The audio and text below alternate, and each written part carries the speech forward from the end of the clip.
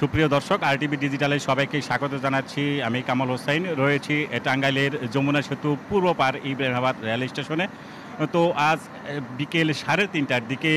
এই যে rail line রয়েছে সেই রেল লাইনের চর ভাবলা এলাকায় ঢাকা থেকে ছেড়ে আসা তেলবাহী যে ট্রেনটি রয়েছে আপনারা দেখতে পাচ্ছেন, এই ট্রেনটি কিন্তু বিকেল 3:30টার দিকে চর ভাবলা এলাকায়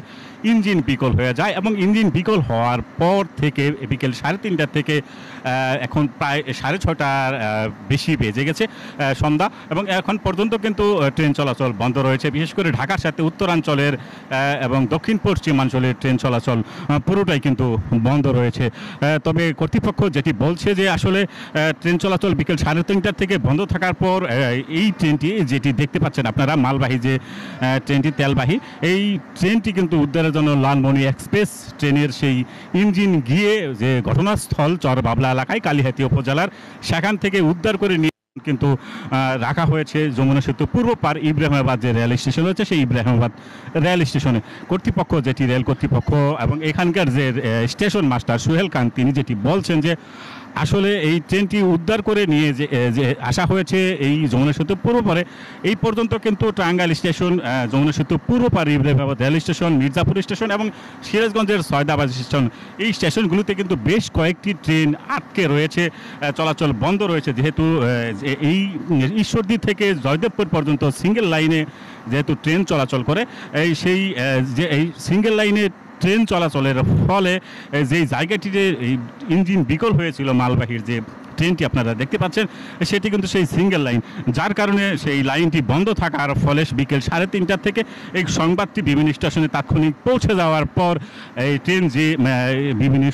ট্রেনগুলোতে যে যাত্রীবাহী ট্রেন রয়েছে সেই ট্রেনগুলো বিভিন্ন জায়গায় আটকে রয়েছে। আমি এখন কথা বলেছি এখানে যে স্টেশন মাস্টার, তিনি আরও যেটি বলেছেন যে আসলে যেহেতু ট্রেনটি উদ্ধার করে নিয়ে আসা হয়েছে এবং যে স্টেশনগুলোতে ট্রেন আটকা রয়েছে এবং সেই আটকে পড়া ট্রেনগুলো উদ্ধার করে নিয়ে আসার পরে যে বিকল হওয়া ট্রেনটি রয়েছে, সেই আটকে পড়া ট্রেনগুলো চলাচল কিন্তু কিছুক্ষণ পরে শুরু হবে, তারা এমনটি বলছেন। এবং যে ইঞ্জিনটি বিকল হয়েছে, যে ট্রেনটি আমরা এখন দেখতে পাচ্ছি এখানে রয়েছে, ট্রেনটির বিকল হওয়া ইঞ্জিন কিন্তু সচল করার জন্য রেলওয়ে কর্তৃপক্ষ যারা রয়েছেন তারা কিন্তু রওনা দিয়েছেন। এই ট্রেনটি যে ইঞ্জিন মেরামত বা যে সমস্যা বা ত্রুটি দেখা দিয়েছে, সেই বিকল হওয়া ইঞ্জিন সচল করার জন্য তারা কিন্তু ইতিমধ্যেই রওনা দিয়েছেন রেল কর্তৃপক্ষ, এমনটি আমাকে বলেছেন। যেহেতু ট্রেনটি উদ্ধার করে এখানে নিয়ে আসা হয়েছে এবং এর পরবর্তীতে যেটি কর্তৃপক্ষ বলছেন যে আসলে যে সমস্ত এখানে যাত্রীরা রয়েছেন তাদের কিন্তু চরম দুর্ভোগ কিন্তু পোহাতে হচ্ছে। সেই দুপুরের পর থেকে যাত্রীরা তাদের কাঙ্ক্ষিত গন্তব্যে যাওয়ার জন্য, যেহেতু আজকে শনিবার ছিল সরকারি ছুটি এবং আগামীকাল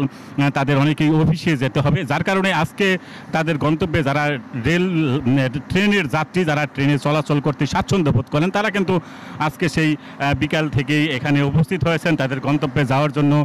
কিন্তু আজকে যেহেতু এই লাইন বন্ধ রয়েছে, উত্তরাঞ্চলের সাথে ঢাকার সাথে উত্তরাঞ্চল দক্ষিণ পশ্চিমাঞ্চলের যোগাযোগ বন্ধ রয়েছে, এই সমস্ত যাত্রীরা কিন্তু তাদের চরম দুর্ভোগ কিন্তু এখানে পোহাতে হচ্ছে। তারা যেটি বলছেন যে আসলে এই খবরটি তারা কিন্তু পরে জানতে পেরেছেন যে এই লাইনে ট্রেন বিকল হয়েছে, ইঞ্জিন বিকল হয়েছে, পরে জানার প্রেক্ষিতে কিন্তু আসলে অনেকেই বিভিন্ন সড়ক পথে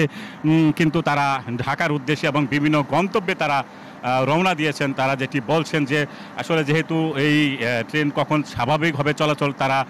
জানেন না, যার কারণে অনেকেই সড়ক পথে, যেহেতু পাশেই যমুনা সেতু